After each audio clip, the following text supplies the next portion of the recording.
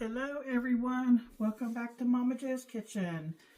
Hey, it is super cold. It's probably about 17, 18 degrees outside. And in this old farmhouse, you know, it's pretty drafty. It's hard to heat a house this size. But anyway, today would be a really good day for some homemade beef stew. So I'm going to go over a few ingredients with you. I am going to get everything put together and put it in my slow cooker. That way it has time, you know, to cook and I can actually leave the house. I've got a few errands I want to run, but then I'll be back and Michael will be home in a little while and he'll be able to give you all a taste test. So right now in this skillet, I've got heating up about... You usually only need a couple tablespoons, but I've got about 1/4 of a cup of canola oil. You could use any kind of oil that you would like to use. And it depends on how much meat you're using. And this is going to be a meaty stew. So what I did is I took an eye-round roast, and it was almost 3 pounds. I wanted 2 pounds for in the stew, and I have cut it up as you can see here in a bowl, and the sizes vary from about a 1/2 inch to about 1 inch. And what we want to do is we want to brown that first. And back to the roast, what I did is my daughter had given me one of those weight scales, and I cut off, you know, 2 pounds for the stew, and I want to show you 3 nice size steaks in this marinade bag. This is really neat. I don't know if you can still find it or not. This is JL Craft Sweet Teriyaki Marinade in a Bag. It says bag it and grill it. And I only paid 99 cents for it, but I also got this at a discount store. We have our neighboring state, Virginia, we go up to sometimes. They have a Sharp Shopper, and I'm pretty sure that's where I got this at. And it's been up in a cabinet for some time, and I thought, well, this is a great way to use this up. So I'm going to stick this in the refrigerator, and that's what Michael's probably going to have in another day or two. Okay. So, usually with stew meat, I will take all-purpose flour, and I will just take like a great big tablespoon, and I'll just sprinkle a couple tablespoons. But for the sake of the video, I'm using 1/4 cup of all-purpose flour, and I'm just sprinkling that on top. And then I'm just taking a spoon. We want to coat our beef stew meat. Not only does this help with the browning process, but the flour mixture also helps when you're making your stew to help thicken up your stew.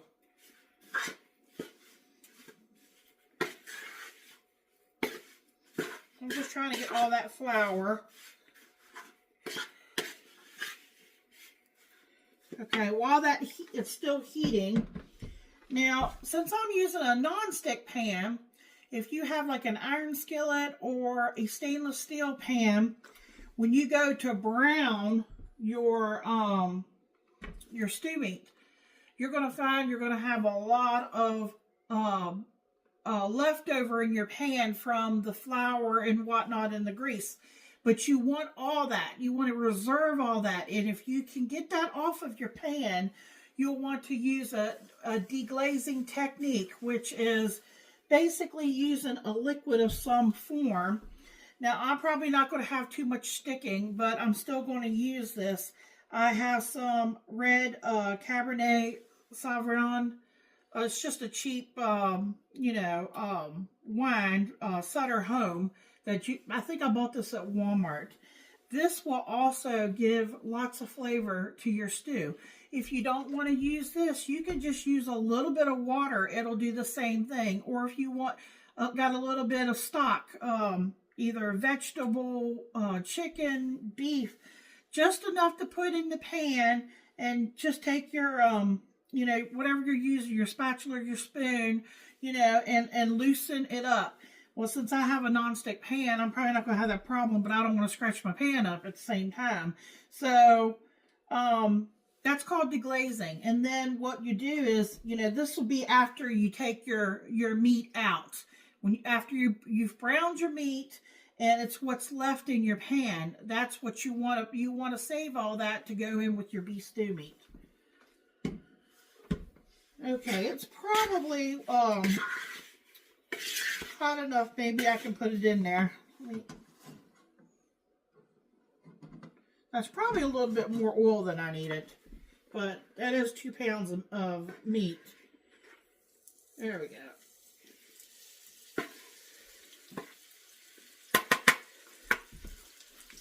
All right, let me get...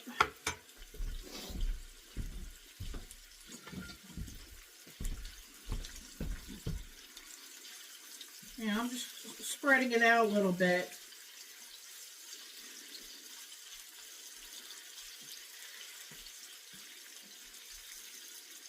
Okay, while it's doing that, we could talk about some of the other ingredients that's going to go in the stew. I have a bag here.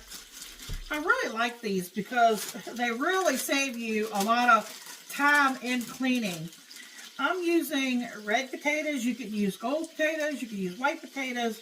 New potatoes are great because you can leave the skin on them. These are triple washed. And you could even steam them in the bag. But there's no need to steam them for this because we're going to slow cook it. But that's what I used. And this is a 1.5 pound bag. It's just called Side Delights Steamable Red Potatoes. And what I've done here is I've already cut them up and put them in this bowl.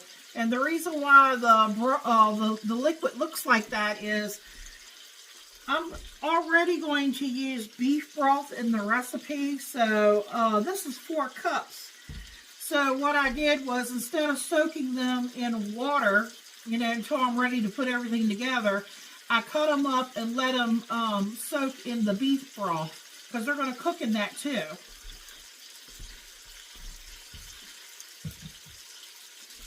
I have 2 stalks of celery that's been cleaned and chopped up here. That's going to go in.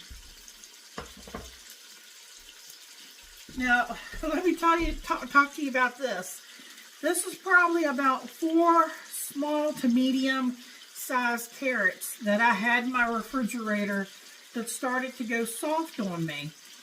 They were still, you know, they weren't slimy and they didn't have any mold or anything on them, but they were extremely flimsy. Like, you know, I was thinking to myself, carrots, you know, shouldn't be flimsy like that.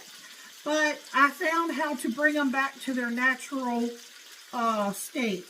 You take the carrots, don't throw them away. Cut the ends off and peel the outer skin off. Stick them in a container. I just used something that like this that was long enough for the carrots to fit in. And I put them in cold water. Now, it's already cold here, but I just stuck them in the refrigerator. They recommended you put ice. Like if it was summertime, I would have put ice in with that. But I cleaned them. I stuck them in that container. I put water on them. I stick them in the refrigerator. And they are just back to their normal selves.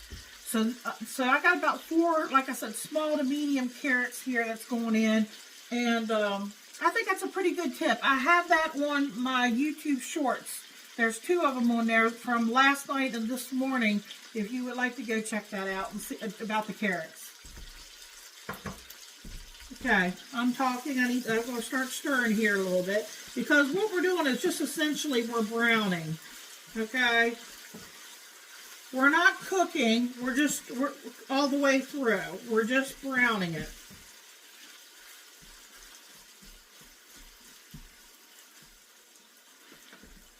And I could season that up too, which I'm going to do that here in just a minute. And I'm going to use an onion, but Michael doesn't like chunks of onion. So I'm just going to put the whole thing in there and let it cook with everything just to get the onion flavor. Okay, and I do have some peas, but we won't put them in quite yet. Let's see. I've got a bag of peas here. I took just a small amount out. I think I took a half a cup out for the video the other day when I made the country ham with red-eye gravy for Michael. But the rest of these is going to go in with the stew. Sometimes I don't even use peas. A lot of times I will just use potatoes, carrots, and celery. But I think I'm going to use peas in today's beef stew. Beef stew is another one of those things like meatloaf. Depending on my mood and depending on what I have on hand, sometimes I will change things up. Now, I'm going to season this meat a little bit.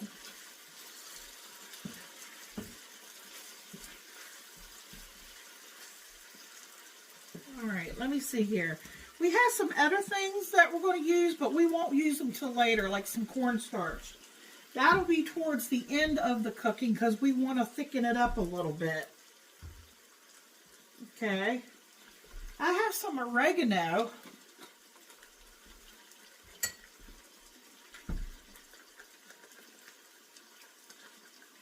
It's probably about a teaspoon.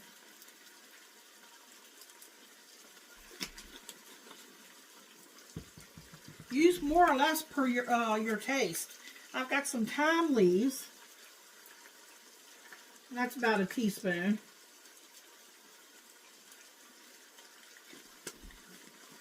I wish I had some minced garlic or even some fresh garlic on me, but I do not. I need to get some from the store. So I'm going to use about 2 teaspoons of garlic powder.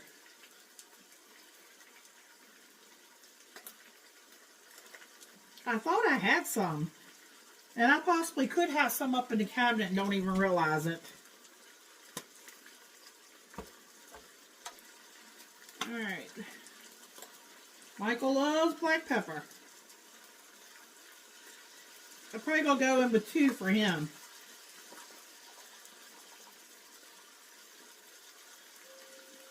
I know I need to get some salt in there.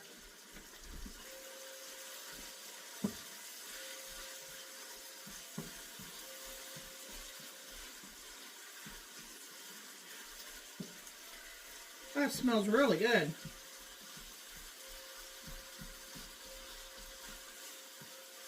See, with this non-stick pan, I won't have any sticking, but I know that when I use either stainless steel or use the, I'm getting ready to sneeze, sorry, the iron skillet, I always have brownings stuck to the bottom. Oh, excuse me. I knew that was going to happen. Anytime I mess with seasonings.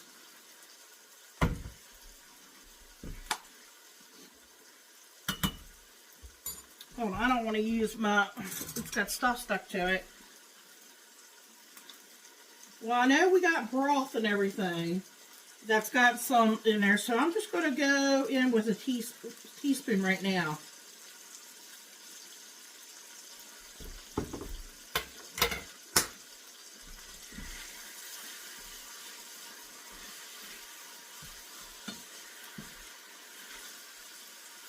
So I'll tell you what we can do in the meantime.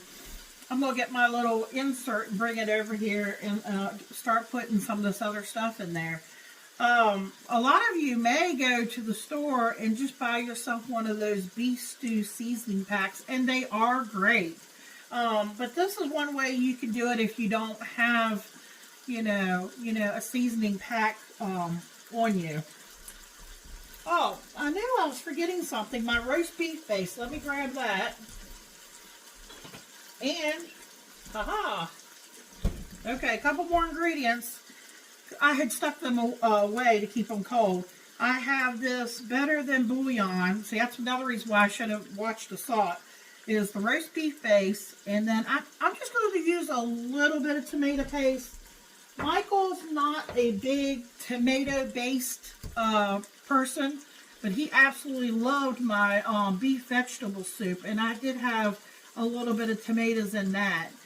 So it's one of those things. If you like your beef stew, you know, more on the beefy side, not, you know, just leave that part out.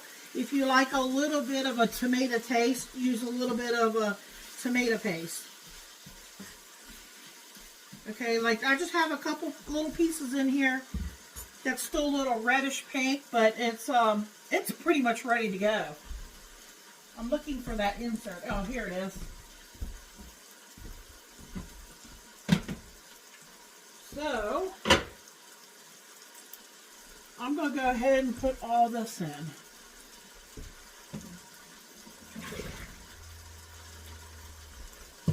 Okay, celery's going in.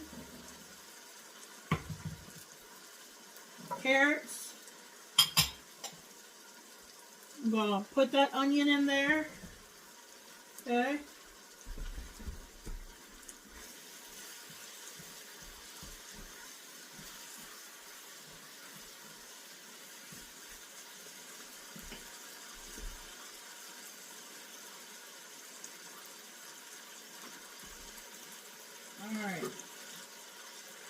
All right, I'm going to take some of this tomato paste here. I probably only want to use about, whoops, oh, so it's already coming out. All right, we'll use about maybe a tablespoon. Let me get my measure.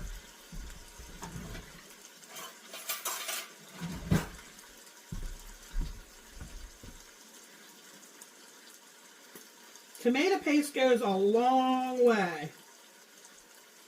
So that's about a tablespoon there.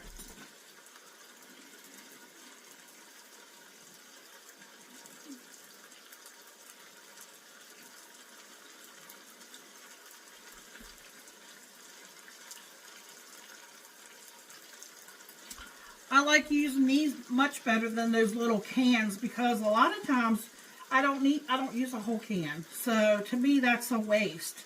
I like these little tubes here. They're really nice. Just, squirt out what you need and put the cap on and stick it back in the thing.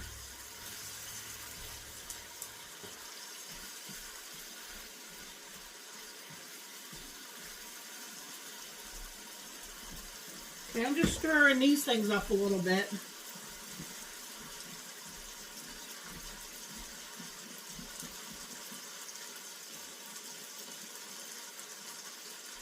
Alright, what I'm going to do now is, like I said, you do not have to cook this all the way through. All we're doing is browning.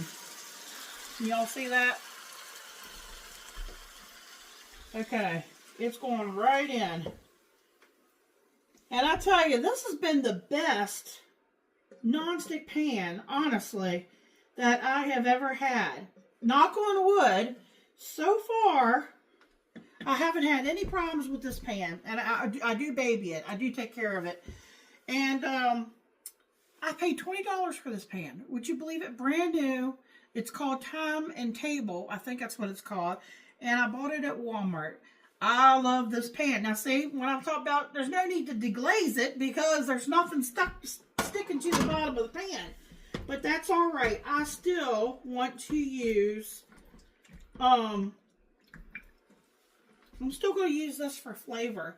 And yes, it has a little bit of alcohol in it, but it cooks out. You don't get drunk or high or anything off of this. But it does give a lot of flavor. I was trying to see if it says it, what the content is. Yes, 13.5% alcohol by volume.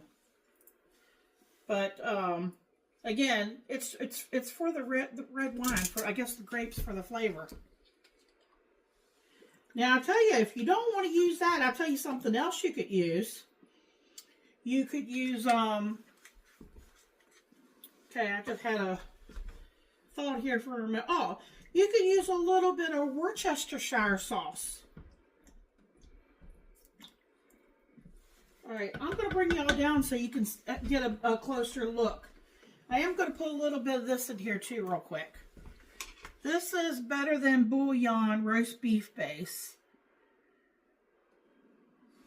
I'm just wondering how salty though it is. It's pretty high in salt.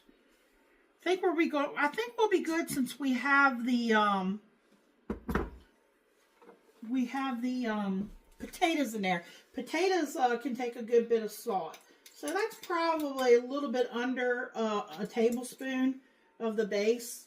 And I'm just kind of stir that in there a little bit.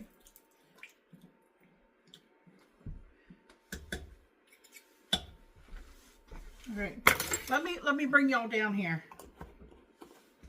Hold on. All right, here's what we're working with. See everything I've got in there? I have just enough liquid that, see, it's covering everything, and that's what you want. And I'm going to put this in the insert in the I don't know, it's not a crock pot. It's a slow cooker, but I have a habit of calling it a crock pot. And I'm going to put it on high, I think, for about 6 hours. Or, when I come back, I can always turn it down if it's, boiling, too long, depending on how much I have time before Michael gets home. He actually has a doctor's appointment after work. So, I may just turn it down on low and if it's done. But what I'll do is I'll check everything in a little while. And I will bring you all back when I get, if I feel like it needs to be thickened up, we'll make a cornstarch slurry. And we'll go from there, guys.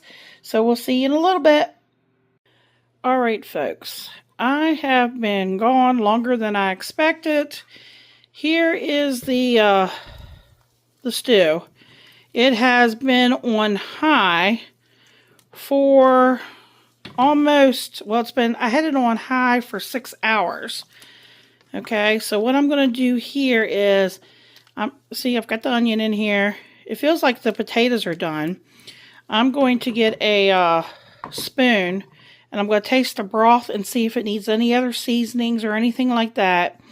And then, if I feel that everything's done and is ready, I'm going to make a little cornstarch slurry, and that's real easy to put together. Just take about equal amounts of cornstarch and water or broth or milk or whatever you want to use. I'll probably just going to do water and cornstarch. Mix the two together and pour it in and give it a little bit of time, probably 10-15 minutes, and it should be thickening up. I said I was going to see the consistency of it. Yeah, I want it thicker than that. I don't want it to be like soup. I want it to be a little thicker. So let me get off here and give it a taste, and I'll bring you back.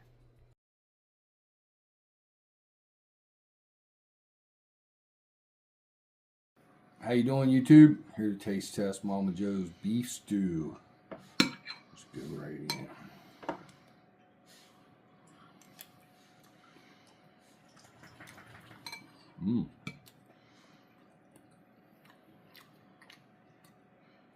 That's pretty good.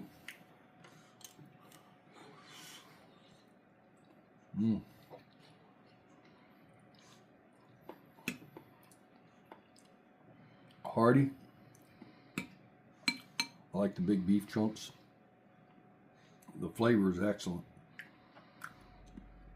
2 thumbs up. The potatoes are great. I like the fact she left skin on them. Remember to like, comment, share, subscribe. Come back and check out Momma Jo's video, how she makes it. Check out all her videos. Thank you. Good night.